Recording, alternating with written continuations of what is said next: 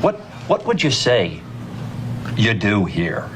It's the Signal Chords, home of the Underground podcast. A podcast dedicated to up-and-coming bands, labels, artists, and more. Plug in and join your host, Brad Nunnery, as he dives deep into what the future of music has to hold and discover something new along the way. What else do you have to do? Hello everyone, this is Lee here from UK band Monkey Mind. You're listening to Signal Chords, home of the Underground podcast. Go check it out. You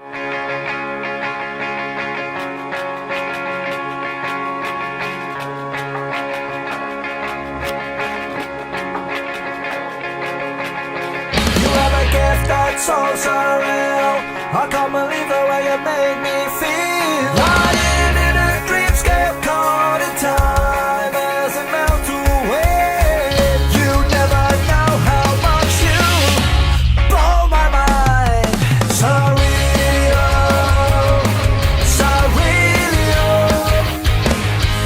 Where are you now? Where did you go?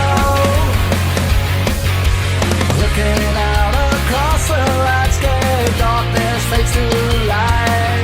I catch a glimpse of your face fading out beyond the night sky. Time just melts away as I stare right into the eye of your decay. You never know how much you mean to me. You never know your genius.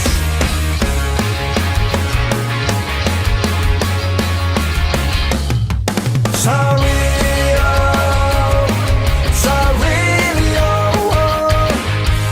Where are you now? Where did you go? That's the latest song and music video from our friends in Monkey Mind. It's called Surrealio. Many thanks to Lee for recording that promo for us. Really do appreciate it, man. If you want to find out more about Monkey Mind, you can visit them on any social media platform at Monkey Mind Music. All right, good stuff. What's up, everybody? My name is Brad Nunnery. Welcome to Signal Chords, home of the Underground podcast, season 2, episode 7, presented by 1603 Designs. Now, speaking of 1603 Designs, I've got Jeff Small, the owner, set to talk to us today about his custom woodwork that he does based out of New Jersey. He recreates some of today's most iconic punk band logos like Rancid, Bad Religion, the Bouncing Souls, Pennywise, and so much more. He's even helped me out design my logo here for the podcast that's up in my man cave. Super detailed, super high quality stuff that he does. We're going to talk to him all about that, as well as some of the charities he's been working with in the past and helping donate some of his stuff and his work. We're going to talk to him about that, about being a parent, and just day-to-day life as a punk rocker and loving punk rock music. So I can't wait to talk to him. But right now, here's the latest single from a band called All Now. It's called Remember His Name, and it's on Signal Chords, home of the Underground podcast. See houses, boxed up walls and blazes, stand where voices, blazes, stand where you should be. So help us make some sense of it. Help us make the ends align with the brains. Help us make some sense of it. For your mother's sake, you were just 16, and there's no running away from the mess that began. So help us make some sense of it. And if nothing else, remember his name. Remember his name.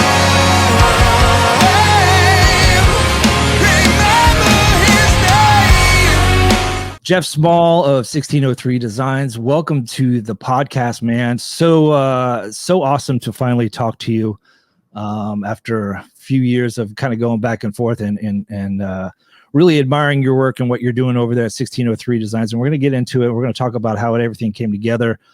But I guess I wanted to start off and just like formally thank you for partnering up on this season of the Home of the Underground podcast. And, I went through great lengths to hang the sign that the logo that you created for me. I don't know if you could see it really well, but it's on a shoestring right now. So if it drops in the middle of the podcast, we'll see how it goes. But thank you so much for creating this, and thank you so much for teaming up this year. And it's been a pleasure working with you so far. And we're not even halfway through the year, so just wanted to thank you for the board and everything that you're doing for Signal Chords, man. I really appreciate it. Yeah, absolutely. I obviously it's crazy how like this whole genre of like music brings like like people's paths just get crossed. Like I've been to shows and things, and one of the guys that's been following me like just happened to see my hat at the Sam I Am show I was back at a couple months ago, and everyone has like the same like community, I guess, so to speak, because of the style of music, which is really cool. So they recognize your hat.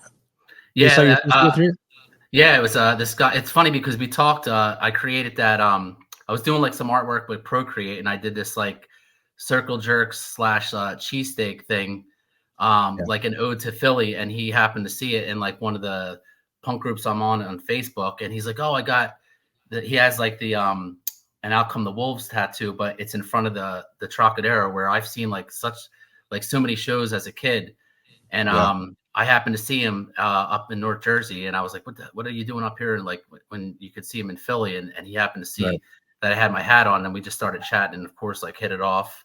And I made him a sign for his buddy that owns like a tattoo parlor out in like in Pennsylvania. So it's crazy. It's crazy how like the networking takes place with this. Really cool. It is. It is really cool, and that's one of the things that I noticed about doing Signal Chords stuff. It's like everybody who loves if there's any genre that I help promote, it's the punk rock genre. If it's ska or if it's hardcore punk or skate punk, any type of punk, anything you want to list it there seems to be, I don't know, at least from what I've seen in the past 3 years that I've been running Signal Chords, there's a bigger community and people are more wanting to help out and know each other and, help each other grow. And it's really cool. And I've always admired what you do at 1603. And like, I just love the artistry of it. I love logos. I love stickers. I love album artwork. I just love the creative process and people who are talented. Like yourself, I just admire it a hell of a lot because I wasn't born with the artistic ability or the woodworking ability. But so I guess what I want to ask you is when did 1603 start? And I know it's not your full-time job, right? Because you're a teacher, correct? Yeah, I'm a middle school math teacher. So yeah, some of those skills. Yeah, how'd you get into woodworking? Have you always like been into woodworking, or is it just kind of I think when I was in high school, I was taking all these like electives that, you have some choices. I don't know how it is now, but like where I was like on a path to go into like engineering, something with like, building houses and stuff. And then I took a class that was sociology and I was very, I guess, naive to say at the time I wanted to like really go out and help people. But as I got older, like my major didn't really, it wasn't really paying the bills, I hate to say. So that led me to like get into education, but I always was good with numbers. I would sketch a lot and like doodle. I was one of those kids that would like doodle on the notebooks. And then in recent years, a guy I was working with that had a paddleboard business was a full-time carpenter. And he's like phenomenally good and takes a great pride in his work and was kind of showing me some of the things that he was doing. And I would help out here and there. And then during COVID, we actually were fortunate enough to kind of take advantage of the real estate market. And we upgraded from a condo to where we are now. And we had this garage. And I saw like some of these things that people were doing, mostly like knickknack stuff, like Christmas ornaments, things like that. And then I was like, this would be like really cool to kind of like, take these like flat logos, so like stickers, banners that you see at shows for the bands and make it more like three-dimensional. So I was picking my buddy's brain and he's like, oh, you would need what's called a scroll saw, which is basically like, I'm not sure how familiar you are with like power tools and stuff, but it's like a bandsaw, except that the blade's much thinner where you can take a lot tighter turns, make it more, intricate and things like that. It's almost, I would kind of like a sewing machine in terms of how the blade's fed somewhat. But, it's very, very meticulous. So, you're basically like tracing. And then obviously the painting is another aspect of it. But, I never would consider myself artistic. I just kind of take a look at it and, really translate what I teach in math. And we actually just got done a geometry section, but, and try and bring those things to life because, for me, like, even to this day, when I saw that show over the weekend, The Descendants and Circle Jerks, you still get this like pit in your stomach when like the lights go black, the banner drops behind the drums, and like you're just like, you still get like those butterflies, even like I did when I was like 16. So, a lot of people are really stoked on what I make, and they get to have that in like their man caves or their bars or like the things they have outside. So it's really cool to kind of bring that to life for people. So it's cool. I love it. Yeah, it's really cool because a lot of bands that you've done that I've seen that the work that you've done are all bands that I'm into, and it's like, oh my God, this guy's into Bad Religion, he's into Lagwagon, he's into Face to Face, like all those '90s, iconic bands, the Rancids, and I was like, holy crap, and it's just one of those things that drew me to it because I love your platform and the woodworking stuff, and I love bringing those things to life. It's just really cool. And how did you get involved in punk? Were you a punk kid growing up, or did like the '90s kind of come around and you got into it then, or were you always into punk? So we were like my first exposure to like any punk music, I think, was probably like around freshman or like sophomore year. I grew up. My mom was was always surrounding us with music, mostly like classic rock. My all-time favorite band is Led Zeppelin. So my mom was like constantly going to concerts. Like she probably didn't tell us too much because like I know she was that's where she was getting into trouble. But I was at a party once and I heard I heard the Milo Goes to College album, and I was like getting into Pantera and like White Zombie at the time, kind of, and Megadeth. And I was like, yeah, this is like hard, but it's like, I would always like dissect like the lyrics, and I was like, yo, these lyrics are like feel like this is like they're singing right to me. So from there, that was like my first exposure. And then I'll never forget, ironically enough, we were in the weight room for gym class, and none of us lifted. It was me and like a bunch of long hair kids, and our gym teacher was super cool. And one of the kids was like, can I put the CD on? Gym teacher didn't think twice of it. And it was Bad Religion, Recipe for Hate, and I was hooked at that point. I was completely hooked. And then my brother and I were big time snowboarders, and we started out as bodyboarders because there was a lot of bodyboarders, surfers where I grew up, and we would watch because we didn't have YouTube, we would religiously watch snowboard videos. And one video in particular was called Project 6, which my brother eventually named his high school band after. But the first opening track was Unknown Road from Pennywise. And I was like, what the fuck is this? Yeah. What the hell is this? That slow piano. And then it just like literally punched you in the face. And the rest of the bands on there was was Bad Religion. I think RKL might have been on there. Some old school Offspring stuff. And so from there on out, I was getting I think Epitaph had a thing called Anti. Because there was no online, so you would just, on the Thrasher magazine, I think I paid like $2, and they gave me like a catalog, and it's like craft beer. I bought 4 albums based off of the covers and based off of the names. So it was NOFX, Punk and Drublic, Down by Law, Punk Rock Academy fight song, RKL, Reactivate, and then 10-Foot Pole Rev, and then each in their own right was no effects. I was like, I'm like, this guy, he can't sing for shit. But then it was you get accustomed you get to into it. You're like, and then you start looking at the lyrics, and I'm like, dude, this is freaking great. I'm like, and then the way I found out about other bands, I'll be honest with you, we went just based off of the names. We got into Quicksand because I was like, yo, that's a hard name, dude. That's a badass name. So me and my brother we grabbed a Quicksand album, and then a lot of it I found it to be very organic, the way that you discover other music. Now kids can go on Spotify, they listen to 10 seconds, I'm done. This you made a $15 investment, and you're like, I'm going to give it 1 or 2 tries, and I would look at in the inserts, and the bands would thank other bands. I'm like, that's a sick name. I want to go try that album out. I want to go try that one out. And then the compilations, of course, like I think everyone would attest to, like the Fat and Epitaph compilations were definitely like what got me hooked, because Propaganda was like, I think even my buddies, like my best friend's sister, who's like not punk at all, was like, I like this. I'm digging Propaganda. So yeah, but that's awesome. yeah, it was just kind of like just branched out from there, because being a surfer, going to parties, like the Taylor Steele influence was definitely big. But all those like surf videos that were coming from Southern California, like all those guys that were making those videos, whether it was snowboarding, skateboarding, surfing, definitely had the soundtrack. Yeah. So that I was just like completely hooked.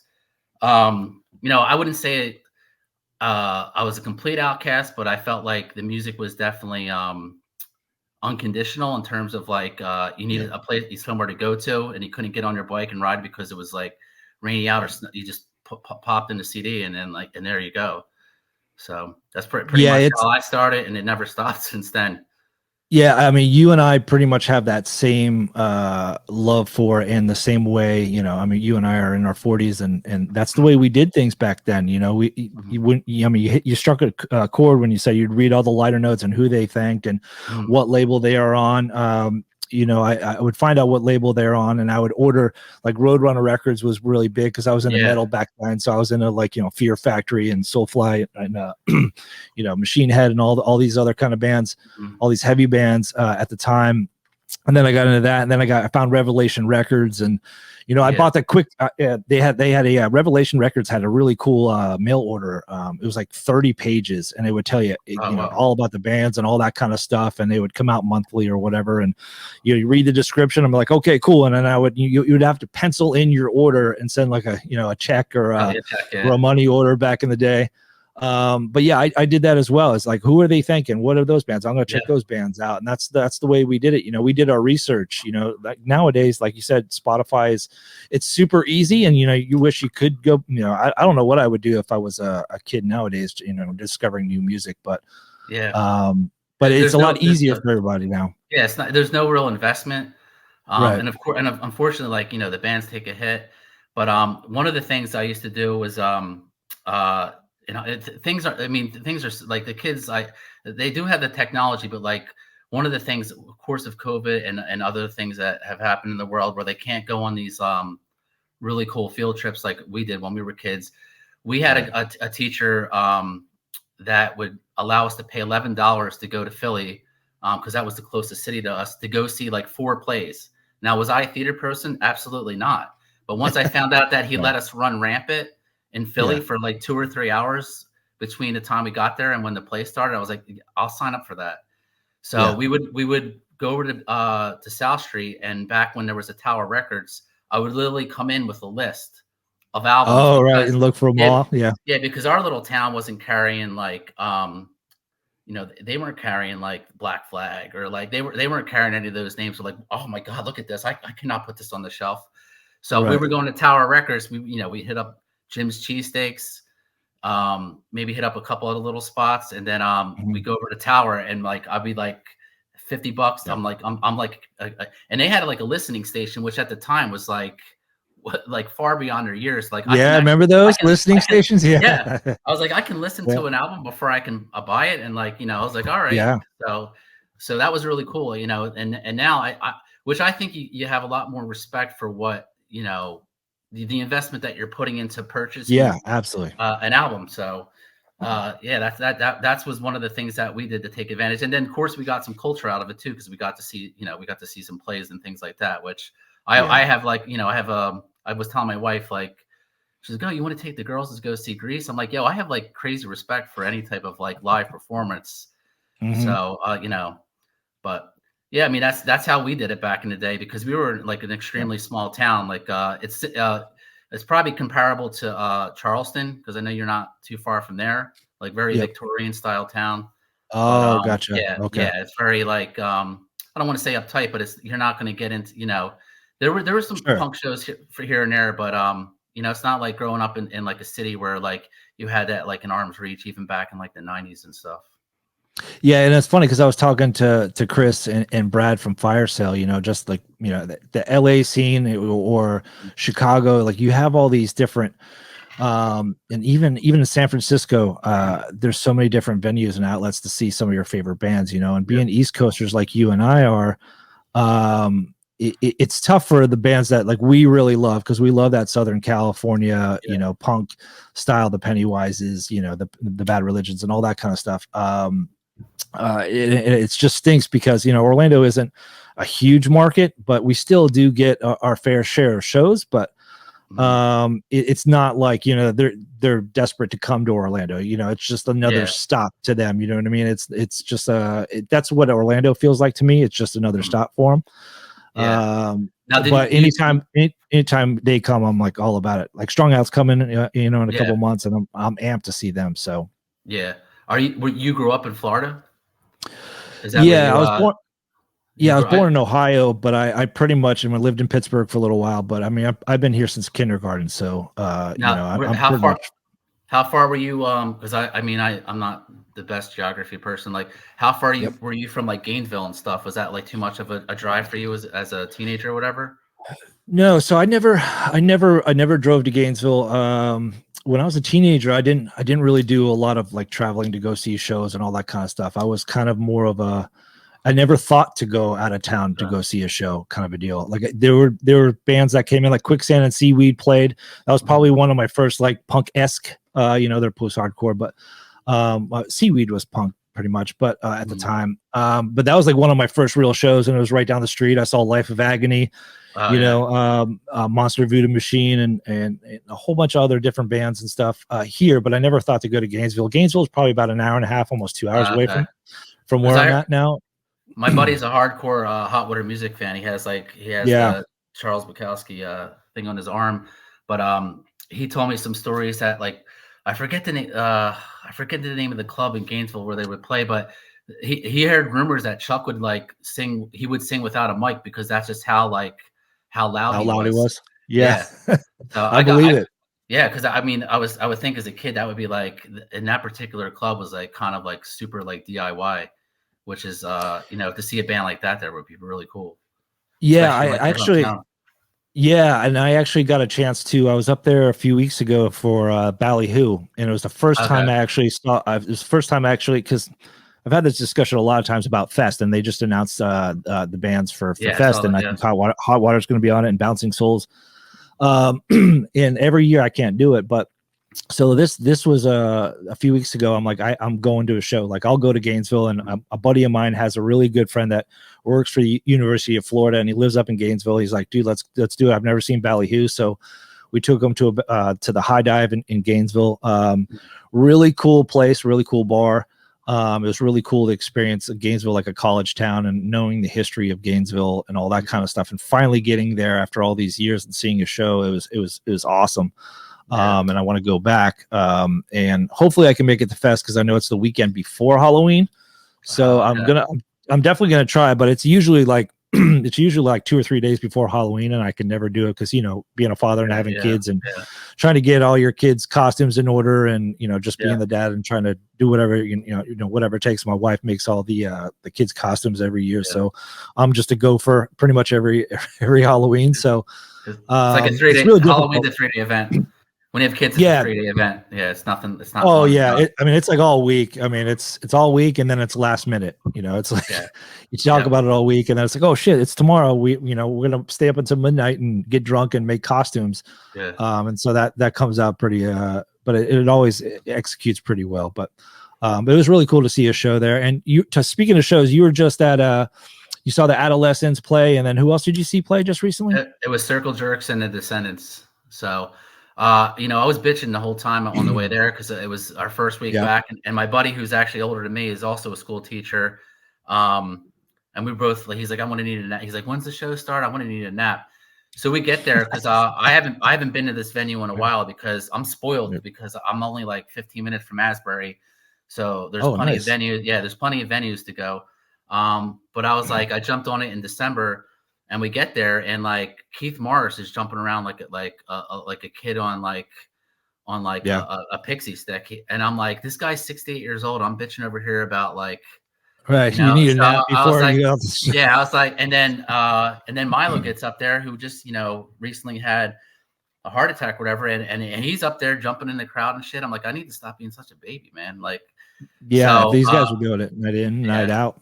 It was really cool though, like, because one of the things about like that type of show, like Descendants, is that of course there's older people than me.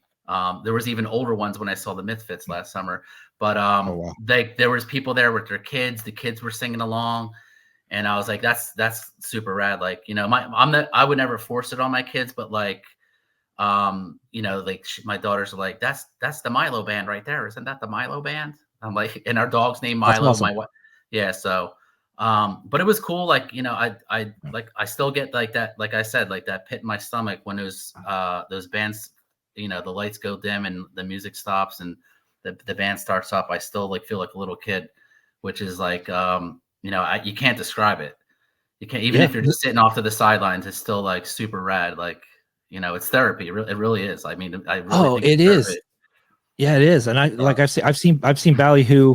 Every time they come, they play Florida a lot, and it's kind of one of those. Like, I love the band.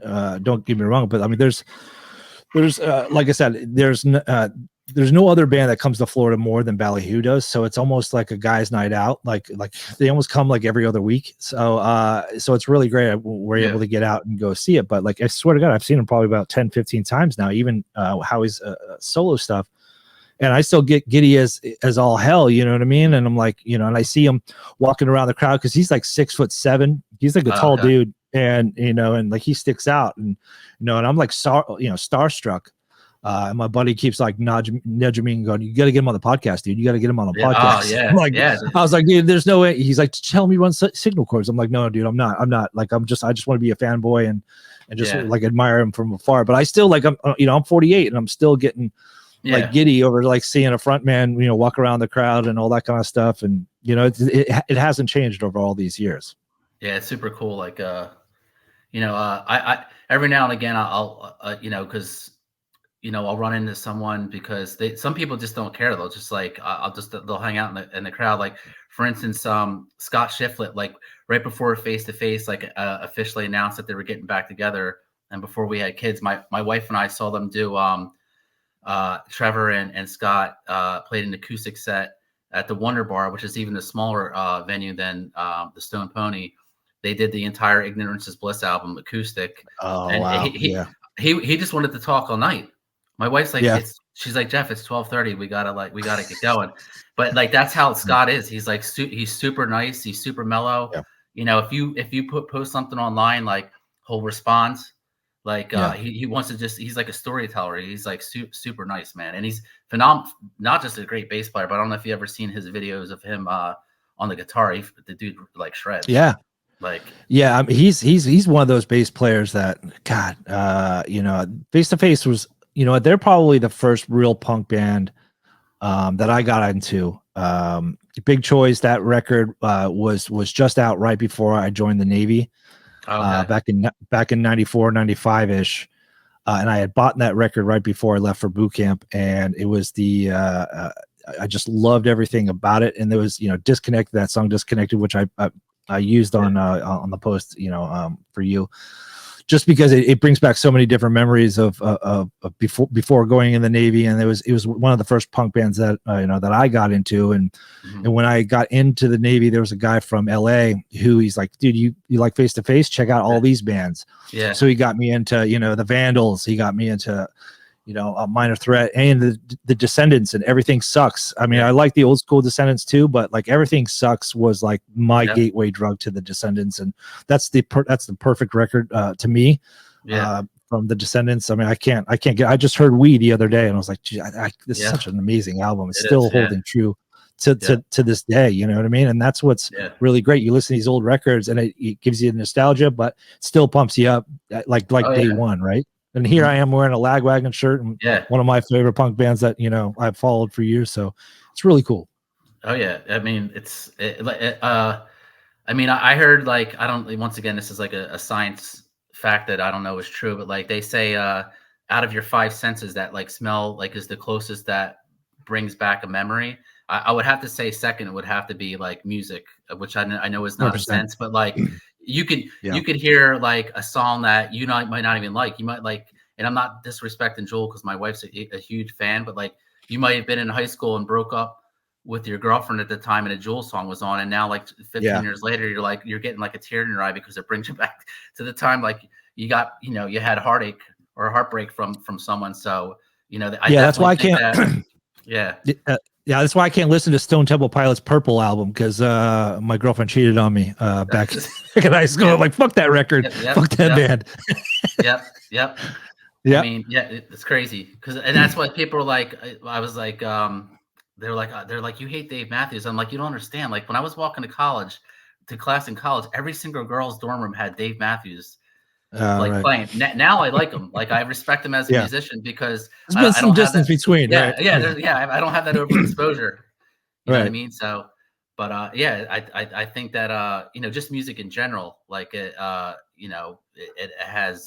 ties to everything. Like I mean, look at social media. You put a song to a picture or something, it's because like you remember this happening or that happening when that particular song was on, or you and a significant other like had something going on or whatever. So it's awesome. I mean, it's when someone says they don't listen to music, I'm like, I don't trust you. I mean, you're a little suspect. Even if it's a genre I don't like, I'd rather hear that than be like, I don't really listen to music. I was like, maybe Tom's right, and maybe there are aliens, because like everyone should like something. They should like something. So no, it's funny. I'll go up to my sister's lake house up in Lake Lanier in Gainesville, Georgia, and there's not a big punk scene out there, just in case you're wondering. But my sister like listens to country.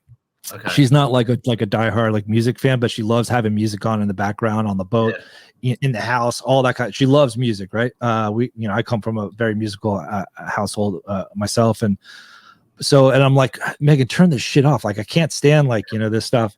And then after a couple of beers, I'm like, wow, this song's pretty cool. Like, who's this guy? Next thing I know, I'm like 10 beers into it, I'm like, I'm getting this record tomorrow. But I appreciate a really good country ballad every now and again. I'm not gonna lie. And I was I spent a good 6 months in country radio, so I got a little love for country, but you'll never see it on Signal Chords though. Maybe for April Fool's Day, like program change. I always thought about doing that, like on April Fool's, like play a country artist or play something just like so random. I thought that would be pretty funny. That's the one genre I never got into. I mean, I never had the exposure, but I mean, it doesn't really like pique my interest. Like the lyrics don't really relate to me. So driving trucks. I mean, it's just not. I mean, I respect it, but it's not my thing. Well, you and I were talking earlier before we hit the record that we've got a mutual liking to Jimmy Buffett, and so that's I don't know if he's like Caribbean country. I don't know what he is, but I don't know what format you would call Jimmy Buffett, but he's about as close as country that listening to full records that I'd get. You know what I mean? Yeah, because the name escapes me right now, but he did I think he's done like some like a couple like country bands that are they're kind of like country. 5 o'clock somewhere. He did that 5 o'clock somewhere song. But some like a couple bands have covered it. I know like there was probably a number of covers after he. It would be cool to hear a punk cover. Like he when people talk about Bruce Springsteen up here, you cannot like speak ill of Bruce because it's Holy Land up there. So where I grew up, it was like I said, it was Cape May is its own thing, but a buddy of mine who was actually in my little garage band in high school, he has a little cool like outside I guess you would call it man cave, but like just a place to drink beer. He even has like a one hole mini golf thing there, and he watches Eagles games. But it's his last name's Coulter, but we would always call him Cooter, and it's called Cooteritaville.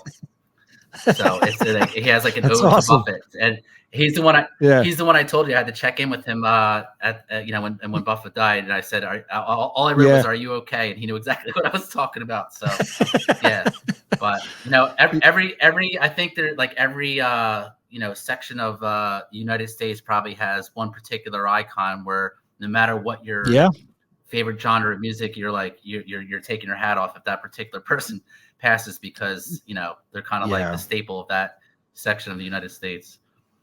Yeah, and I know when Tom Petty passed away, that was a huge deal here in Florida, being from Gainesville and all that kind of stuff. And it was right I don't know if it was right around college season. It might have been because I remember them playing, because they always play at the Gator games. They always play I Won't Back Down, I think. I think it's like the third quarter, they always play that song and everybody stands up or whatever at every home game that UF plays. And my wife went to Florida State, so it's a really hard sell for me to go to Gainesville. So she hates that place and she hates Tim Tebow and all that kind of stuff. But my best friend went to the University of Florida, and I've got another friend that works there. So it's kind of like I'm not going to, I'll go to a football game, but it's kind of hard. So I'm just going to hang out with my buddies. I'm not going to, my wife always gives me a second look, because we take college football seriously down here, especially Florida and Florida State. So it's serious business down here. Okay. All right. So let's talk about, so you, not only do you do the logos for kind of like this for bands, what other things, do you work as far as woodworking is concerned, and things that you do? And is there certain things that you want to get into with doing 1603? Do you want this to be, I guess it's a multi-question thing. Do you want this to be, eventually become a full-time thing, or is this strictly a side gig, just to make some extra bucks and just get it out of your kind of system, or just because you're a fan, or? I think it's where I'm at with the school, it would probably be like more of a side gig. But I mean, the nice thing about woodworking is that, it's a lot like surfing, I guess. You could really do it, till the day you die, Right. I mean, the band thing is obviously super, I love doing the band thing. But I would like to branch out and do more things for the guys from Brian from 22, who I didn't even know that we worked side by side for. I didn't even know we worked side by side for the Bouncing Souls thing last year. I completely. Oh, really? He shapes a board that they donate for that show. But yeah, things like that. He said that he had this up. They just opened up for Civ and Shelter about a week and a half ago, and he said it went over. He had the sign I made up at their merch table, so that was super cool. I've done a couple local businesses, which is awesome, that I can help out. One of the things that I want to do is I know we were going back and forth about the CNC machine, which is the holy grail right now, because it would help me kind of expedite some of these a little bit quicker. And they would probably be, there's always some human error when I make these, but they would be, flawless. And that would allow me to really donate some. One of the groups I'm a big fan of is Punk Rock Saves Lives, and there's a chapter here that has done a lot. Those are some of the things I took for granted, going to the Warped Tour, where there was a lot of charity groups, philanthropy groups that were at the Warped Tour that as a kid I just didn't really take note of, but as an adult, and I worked in mental health right out of college. I love what they do, and I would love to kind of give back. So those are the things I would I'm trying to do something where I can just donate something to give back. Because I don't want to step on the toes of the band and stuff. They've been really nice about sharing things, but at the same time, I'm not trying to steal the thunder. And these take you saw how long it took me to do yours. It's not something I can really bust out fast. So it's not I'm mass producing them, but I would like to, the bottle openers have been cool. The craziest thing I've done, of course, is for my sister-in-law was I don't know if you saw that. She's like an animal lover. She actually has a pigeon that she rescued. So it's a didn't box. You? Yeah, you made did you make a feeding thing or what was it? Apparently it's the pigeon's locker. She's just keeping all the pigeon supplies in there. So I really don't know what she's doing with it, but I'll never back down from anything that's as long as it's not offensive and not going to hurt anyone, I won't back down from anything that will help make someone's life easier. So I'm always trying to look at how I can maybe put a punk twist on it, just something that would, make someone's life easier that you can't get in like a box store, like a Target or something like that. But yeah, it would be really, I had an article in like the local paper last year, and a lot of teachers like, oh, are you going to be putting in your 3 weeks? I'm like, no. I'm like, dude, no. I mean, that would be killer. Yeah. But it's like I said, it's just like the music. It's like relaxing. Yeah. You kind of like zone out. I guess it's like when, for lack of a better analogy, like when like someone that's older knits, you kind of just like zone out. So that's kind of what it does for me. So, but I just I think the best benefit is like when people, especially if it's something that is like just for their business or something like that, and they get so completely stoked on it. It really like, I'm like, wow, I don't consider myself artistic, but like the fact that they're like completely blown away is like, makes me happy because, especially like working with someone and like kind of saying, oh, let's do this, let's try that. So that's the best part about it, I think. Yeah, it is, like you said, it's therapeutic, right? Like it gives you something to do, on the side other than, just being, because let's not, lie, like being a father takes a lot of time, being a husband takes a lot of time, but like your downtime or your time to yourself, is very few and far between, and you want to do something that, soothes you or brings you down from, the stress and the non-stress or just the current active schedule that, you as parents have and us as, my family has, that's why I do Signal Chords, because it's a kind of an escape. I still love music. I'm still passionate about music. You obviously are as well. And we're just finding these outlets to be able to, connect with other people and like-minded people. And I think it's really cool what you're doing. So is there a favorite logo that you like making? And is there a logo that like maybe one of your favorite bands that you hate making that's really hard? So it's a two-parter. Wow. Well, my favorite, like honestly, like it's the challenging ones are the ones that I find to be like, I'm like, oh shit. I'm like, I agreed to this. And I'm like looking at it, I'm like, shit, I don't like, I really like this is taking me a lot longer than I thought. Like the one I did for Chris, like obviously I wanted to take my time and like there was a lot of detail. Like the one with yours, it wasn't super difficult, but like the color scheme, because my wife makes fun of me all the time. She's like, you're not going to wear that to work, are you? Because you don't match. Like even my 9-year-old will tell me. Right. So I always get nervous, like with the color schemes, if it's because I want to get it as close to what the person puts out. So really the ones that are a bit challenging. The one is tough is that Bouncing Souls one, that large Bouncing Souls with the cityscape. With the cityscape. Yeah, I don't know how you do that. Crossbow. That one's tough because honestly, I really have to finagle my saw, because my saw only has a reach of like 24 inches, and the pieces of wood that I'm using are 48 by 24. That's just the way the sheets come in. So that one's a bit tough, but every time I think I've only done it like maybe including the one I donated maybe 3 times, but every time you kind of like learn from your I wouldn't say mistakes, but like maybe I should try it at this, like from this angle or that angle. So that one's a tough one. So but I mean obviously the band, like the strung out one, the old school strung out one, I just love that because that one's heavy. That's like not a very big piece, but there's multiple layers to that. So that, and I actually just set one out. You talking about the Astrolux? You're talking about the Astrolux one? Not the Astrolux, the old school crisscross one. That's the crisscross. Yeah. Okay.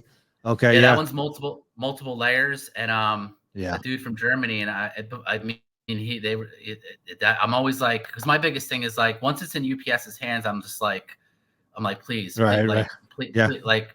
Because until it gets, because I've had issues, and it's like they know it's not my fault, but at the same time, I feel horrible. Yeah, I feel horrible because it's taken 10 days to get to California or whatever, and it's like Jesus, like what's going on with this thing? Like I still, you gotta put a diaper on all of those. I gotta triple wrap that thing. Luckily, my sister-in-law works at a retail store where they give me all their old packing peanuts, so that works out well.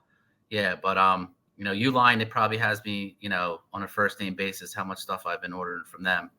But they're all like, I haven't done like a lot of repeats. I knew eventually someone was going to ask me to do the Grateful Dead one, and Oh yeah, someone yeah, I did already.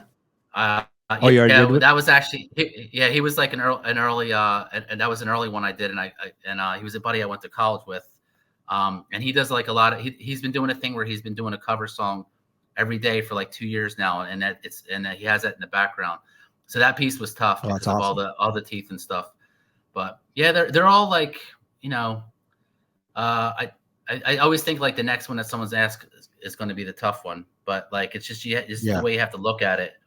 You know, sometimes I have to say no because I know it won't translate well to like the medium that I'm using. So, but yeah. I do that too, like with logos and bands and the posts that I do, and trying to put try to work it in the way that it'll look good and stuff for like the post or whatnot. Like from a JPEG or a PNG file or whatever. Like, you know, all the stuff was been, you know, I've learned on my own for the past like 3 years and how to manipulate stuff. And every time I find a new way to do it, I'm like, oh, hell yeah. You know, like take this layer out and put this in and do that kind of stuff. And it just takes time, you know, if you're going to do, you know, if you've done the Bouncing Souls ones a few times, you know, they get repetitive and, you know, you're just learning, right? So that's the way to go. Just keep doing them, busting them out, you know, and finding your own way of doing things, right? Well, I mean, I tell my students all the time that like, you know, my wife knocks because she's a school counselor, so she sees a lot of the negative impacts of social media and stuff. But I tell my kids at the same school that you work at. No, okay. that probably that would they wouldn't work out. I don't think that would be. Yeah, Okay. She's great at her job. I'm middle school. She said she could never do middle school, and she's at high school. Me and middle schoolers have the same. We're pretty much on the same maturity level, so I think that's why it works well for me. Good. That's why it works out. Yeah. Yeah, but I tell the kids like, you know, YouTube. You can learn anything. I mean, you could really like, you know, like take for instance Marty Schwartz, the guy who does all those guitar lessons. Like he started out as a school guitar teacher, and he has like millions upon millions of followers. And like you can sit and learn. That's how I learned songs, was from him. But like, you know, just what woodworking. If you want to like install a new outside shower, like go on YouTube. You can find anything. So I mean, that's the positives about like the type of technology we're around now. But you know, when we were kids, like you got to. We didn't have any of that. We had like, we had instruction booklets that were this thick, or we had your dad yelling at you, you know, because you're holding the screwdriver or whatnot. You know what? We moved in this house. We were renovating it, and one of the last things to go that were removed were the ceiling fans in the kids' bedrooms and in our bedrooms. And I was like, well, you know what? Screw. I'm a homeowner now. I'm gonna learn how to do it. I got to be handy, and I'm not a handy person. I don't know. You know, I could change a tire. That's probably about it. I can't, you know, change my oil or anything or any of that kind of stuff. But so I went on YouTube and figured out how to change the fans. And this is like probably like 4 years ago, and I haven't shut up about it since to my wife. You know, like I tell her that I'm like the next Bob Dylan. You're like, what do you need? Yeah, you take pride in that. Yeah, I mean, I'm like, dude, whatever you need, 220, 223, whatever it takes. Yeah.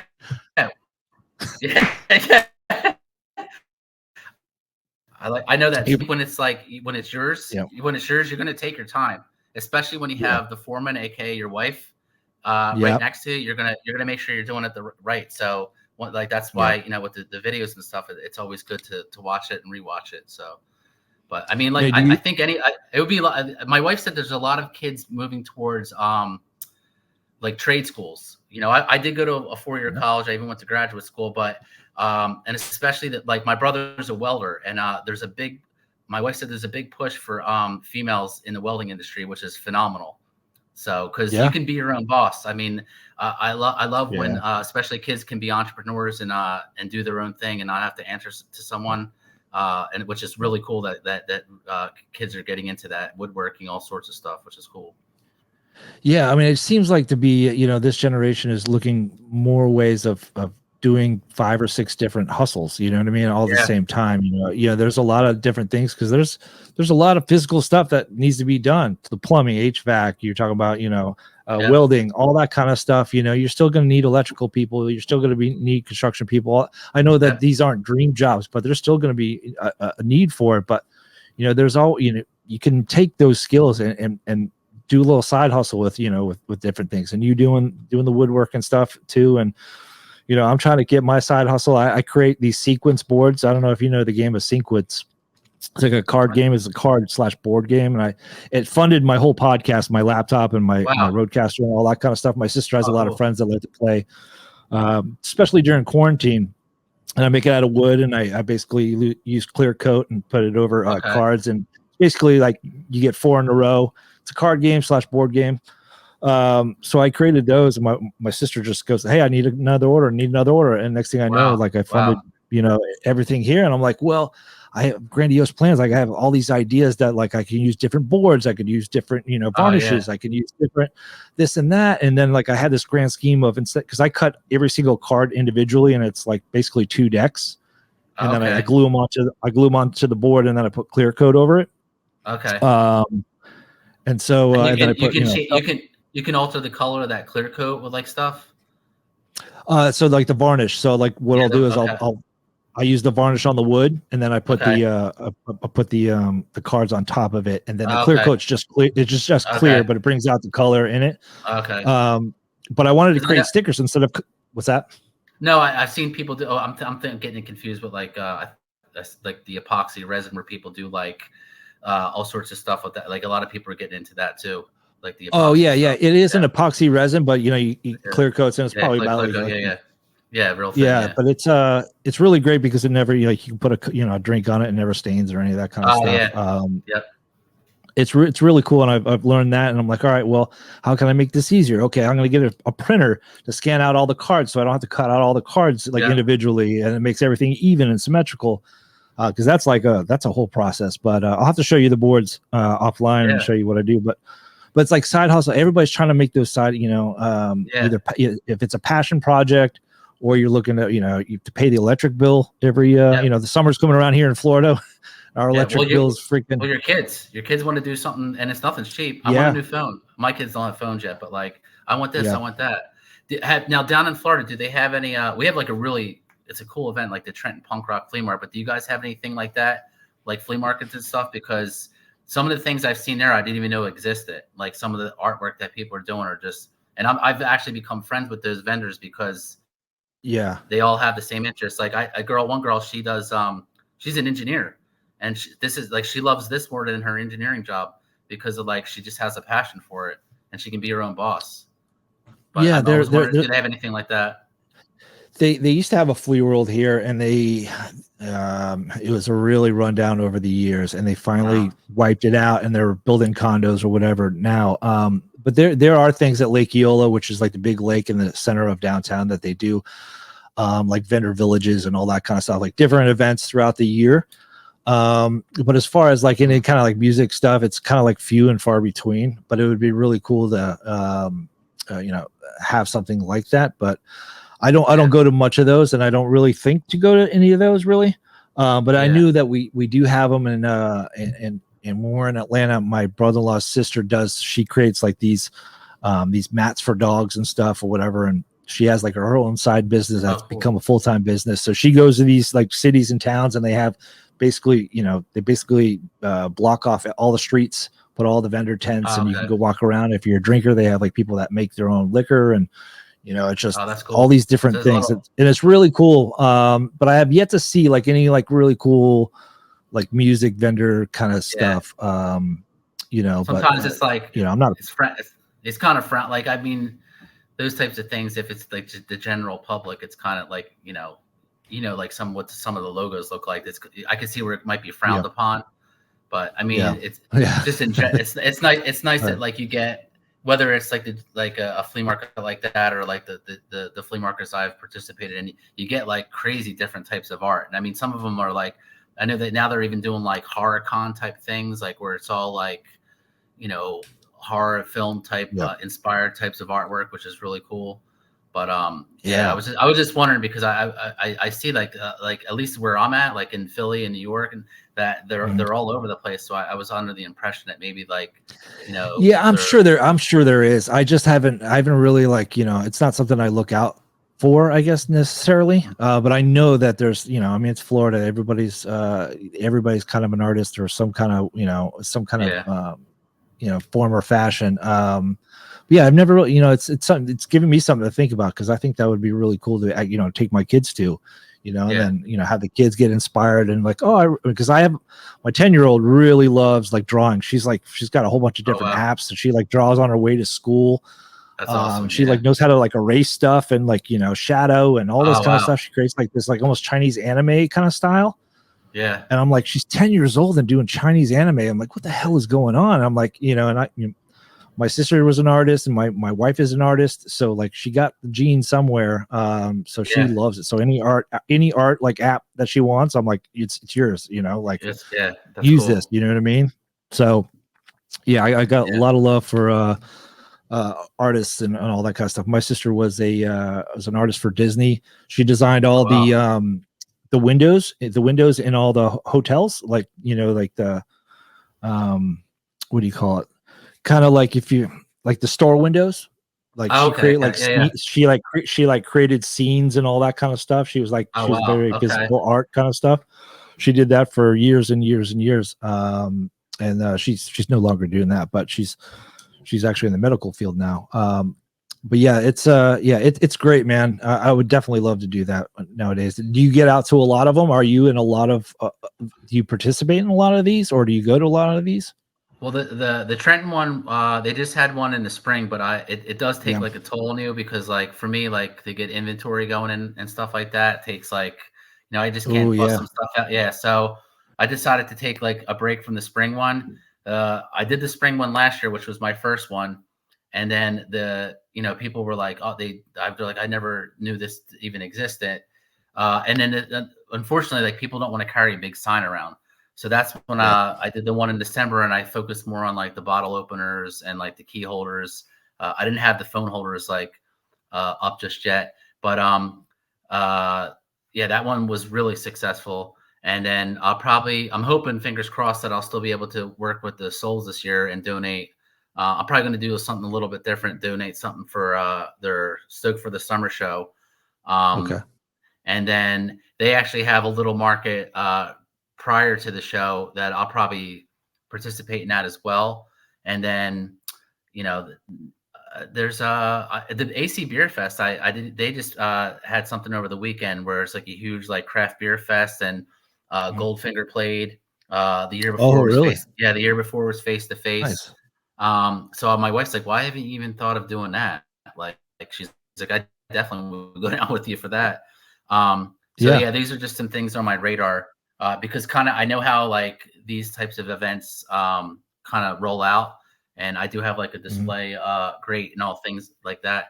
So it all depends, because like I did get my butt kicked at Christmas, and I needed to like kind of take a break, because I was kind of completely caught off guard about how many things people wanted for Christmas. So I wanted to kind of like slow it down a bit for spring break and stuff. But we'll see. Is it like friends and family coming out at Christmas time looking for Christmas gifts, or is it just basically an influx of people like finding your Etsy site or finding you on social media? Yeah, it was the Etsy. It was the Etsy one. Which is it was just the nice thing about Etsy is that you don't really have to do a lot of advertising, like just hard searches. Like you'll even get stats of like how people found this particular one or that particular sign from keywords. Yeah. It was a lot of like just straight up from Etsy, which I really didn't advertise that at the flea market prior to that. It just happened to be like people like rushing to get something for Christmas, which is cool. So is Etsy your prior your main way of, if anybody wants to order something from you, is that the main site? Or do you have a website or a website in the future if you don't have one now, or is that something that you're? I tried doing Google sites, because I was a little familiar about that format from like they wanted one for us, one for teachers, but they kind of moved away from that. But usually it's just with like Instagram is like my main focus, because someone can just like direct message me there.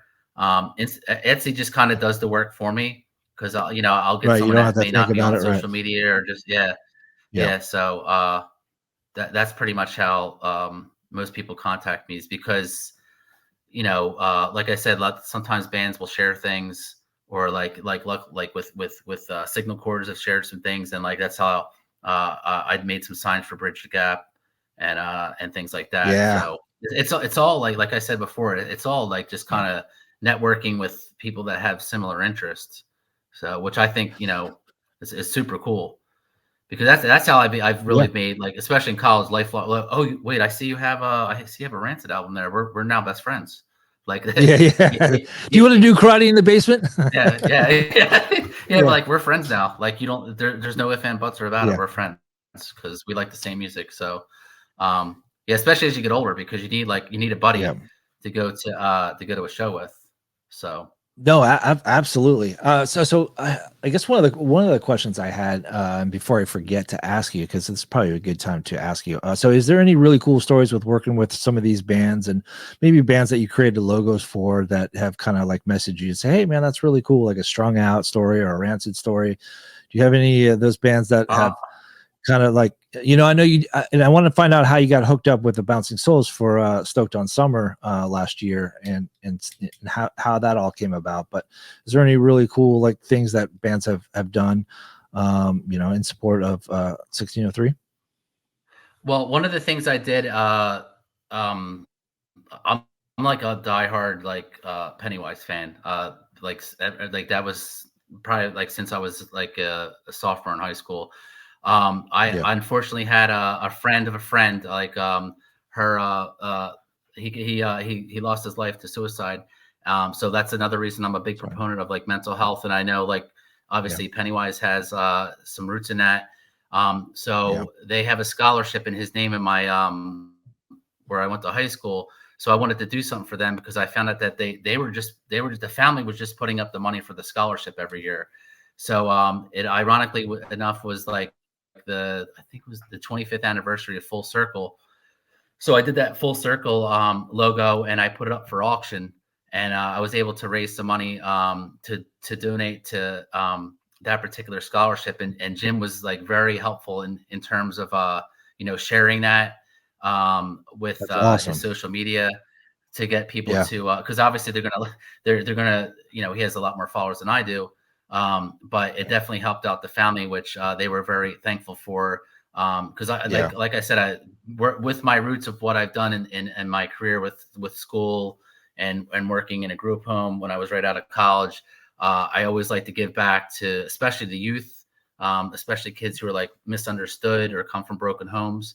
And I know a lot of people take these punk bands for granted, thinking that they're just a bunch of hooligans with crazy hairstyles and stuff, but they have a message, and they're there to like support people.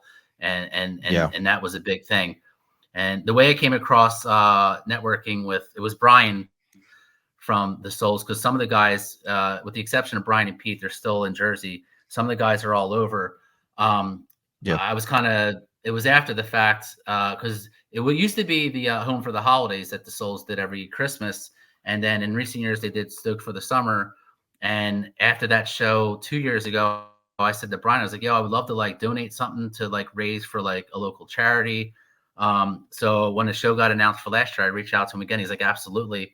I ended up doing 3 logos, and we were able to raise money for the Asbury Park. It was the African American Asbury Music Foundation. The building was like has been there for years, but Asbury has really risen up from what it used to be. It was in like shambles. So this is one of the buildings that's kind of on the outskirts of what's still trying to bounce back.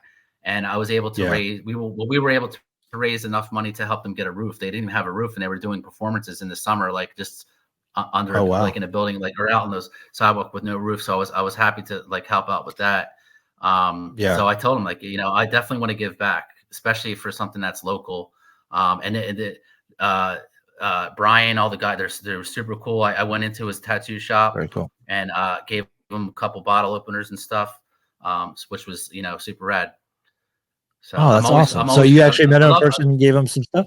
Oh yeah, Yeah. Oh, they're super they're super laid back guys. Like they would, they would have a beer with you. I see Pete all the time. Like when I go to shows in Asbury, Pete's right there. He's hanging out. He's not even trying to go backstage. He's out there in the crowd drinking with everybody. Like just like one of the crowd. So I hope to I know like they got a lot. They just did their show on the boat up in New York City. So I want to reach out in a couple weeks to see if they're still willing to to take a couple more donations for to raise whatever philanthropy they have going on this year. So no, that's awesome, and I love the fact that you're doing it and you're giving back and doing the best that you can for your community too. I think that's that's going to come back in full force and reciprocate the good fortune for you. It's really cool to do. Definitely like to do something like that, Signal Chords wise and all that kind of stuff. Mm-hmm. And I have that my daughter has Down syndrome, so I created a Down with the Syndrome page, and just celebrating Down syndrome and trying to promote that as well. Yes, we do a walk every year for it, and so I know what that's all about, and raising money and doing all that kind of stuff. But that's really awesome, man, and it's really cool that you got hooked up with Brian and the guys from the Bouncing Souls, and that's a really good connection to have. And just be able to do it every year, and just word of mouth, and things will get out. So that's really cool. So but thank you so much for joining the podcast, man. Really good. We're gonna have to get together, and we'll probably do this. I'll say this is part one, because I think before the season's over, I think you and I will pick up on another conversation a few months down the road, see how everything's going, see how everything's doing. But seriously, from the bottom of my heart, thank you for everything that you do at 1603 and everything that you do for me at Signal Chords, man. I really appreciate it. For sure, man. Yeah, anytime. Thanks for having me on. Appreciate it. I love talking music, so I'll always jump at the opportunity. Yeah, I'll always jump at the opportunity to do that. So yeah, trust me, we could sit here and we can be talking till like midnight tonight about bands and favorite records and all that kind of stuff. But yeah, I love your shirt, 22, really great band. Shout out to Brian and everybody there. But yeah, thank you so much, Jeff. Thank you for everything, and we'll talk to you soon. All right, thank you.